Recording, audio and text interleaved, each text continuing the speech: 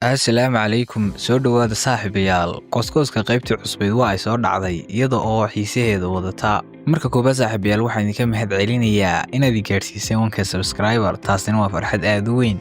iyo kommentiyadiina dhiirigelinta u badan saaxiibayaal waxaan idin leeyahay waad mahadsantihiin boqolkiiba boqol haddaba qoyska aynu hore ugu sii soconno qoyskeenu waxa uu ku bilaabanayaa ninkii Mongooliska ahaa ee lagu magacaabi jiray Kochar oo ku qaylinaya Cusmaanna waxa uu ku oranayaa ha oranin Cusmaan waxa tiraahdaa Cusmaankii dawladda maamulayay ama mudanaha ahaa waa sida wuxuu leeyahay markaa Cusmaan kaliya ha oranin ee macnaha ay raacay mudanimadayda haddaba dhinaca kale waxaan sii arkaynaa gabadhii Faadumo ahayd oo iyada god lagu riday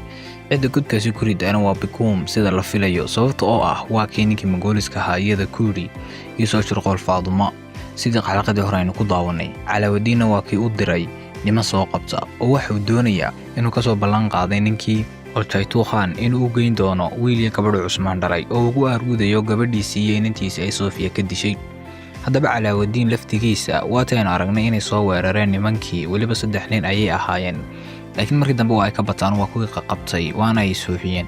laakiinse waa ay ka carari doonaan sida la filayo sababta oo ah haddana waxaan arkaynaa xaysiintan iyaga oo macnaha mar labaad Mongoolisku ay weerarayaan taa macnaheedu waxay ka dhigan tahay shirqoolkii hore lagu qabtay waa ay ka badbaadeen oo waa ay carareen Mongoolisuna dib ayay u raadinayaan dhinaca kale waxaan arkaynaa ninkii Orhaan ahaa oo leh walaalkay ma soo noqonayo go'aankiisa sidaas ayaa ku adkaystay Mongooliskuna waxa ay wareegayaan duurka oo ninkii Kochar ahaa meelahan ayuu soo wareegaysanaya xuduudkeena markaas dawayna ka soo badbaadiyay ayuu leeyahay inay walaalkay inta ka bacdi waxaan arkaynaa Cusmaan oo laftigiisa ay soo weerarayaan nimankii Calaawadiin weeraray iyo Orhaan halkaasna waxaan ka arkaynaa inay macnaha baadigoob doonayaan Calaawadiin oo isagu iska cararay dhinaca kale saaxiibayaal arinta ugu hadalhaysta badan leh waa Xaliimana waa tii iska soo tuurtay godkiyaadka u dheeraa waa tii aanan idin lahaa wayna dhiman kartaa wayna ay noolaan kartaa ma aha riyo ma yahayn ee run ayay ahayd dad badan waxaan arkay lahaa waa riyo laakiin riyo ma aha ee run ayay ahayd filimkana si run ayay halkaas iskaga tuurtay laakiinse ma aysan dhiman oo waa ay nooshahay oo waa tii aan arkaynay iyadoo biyo ku hoos dhacday dhinaca kale waxaan arkaynaa gabadhii Holofeera ahayd oo in badan masiixiyad ahayd ayaa iyaduna imka diinta soo gashay waa tii habeenkii ku riyoonisay adigu aniga ima tihid ee aniga ayaa adiga waa tii ku tirida muraayadii markii loo dhiibay intaa ka bacdina waa ay soo islaamaysaa gabadhii Holofeera ahayd waxaana shahaado u qabanaya Cusmaan kadibna aaday halka ugu farxayaan islaamkuna waa ay soo gelaysaa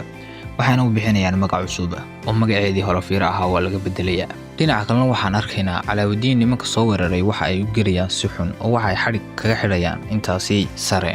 kadibna dhulka ay jiidayaan nimanka Mongooliska Calaawadiin haddaba isaga ayaa qabiirkiisa ka tagay oo macnaha duurkaasi tagay iyagoo duurkaasi wareegayaan Orhaanna waa kay ku lahaadee ka tageen qabiilkaaga iyagoo oo sidan kuugu baahan markaa saaxiibayaal bal nala soo wadaaga macnaha fikirkiina Calaawadiin baa qaldanaa markii Orhaan ay islaayeen Calaawadiin mise Calaawadiin ayaa saxsanaa mise Orhaan ayaa saxsanaa ani fikir ahaantayda waxa ila saxsanaa Orhaan sababta oo ah Cusmaan labadooda markay islaayeen mid toona kuma uusan oran adaa qaldanaya adiga saxsanaa waa uu ka aamusnaa kaliya wuxuu ka xanaaqsanaa dadka hortooda inay saas ku dhidhahaan isagoo dhex taagan laakiin markii Calaawadiin uu yiri waan baxayaa sida uu macnaha Cusmaan ula hadlayay ayaa ahayd bax ugu jeeyay qari macnaha taas oo ahayd dagaalka adiga ayaa macnaha ku guuldareystay oo dib u soo cararay ee wajigaaga qaray oo bax waliba markii ay baalaha ku tirinayaan kaaga macnaha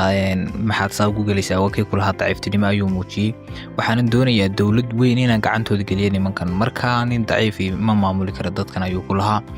markaa ani fikir ahaan waxay la qaldan Calaawadiin sababta oo ah inkastoo waxaan u filan yahay oo lagu macaaninayo Calaawadiin sababta oo ah in macnaha duurka ay wareegayaan waa ogaa ninkan Kochar aana uu doonayaba wuxuu Cusmaan dhalay inuu qabto markaa isagoo oo doonaya Kochar inuu qabto inuu dhalay Cusmaan isagana uu duurka u baxay taasina waa khalad aad weyn markaa waxa laga yaabaa Calaawadiin inuu xataa ciqaab kale muto markaa waxa idin leeyahay saaxiibayaal qoyska intaas ku idil yahay waxaanan aad iyo aad idinku mahadnaqayaa saaxiibayaal dhammaan saadi garab istaagteen 1k subscribers ayaad gaarsiin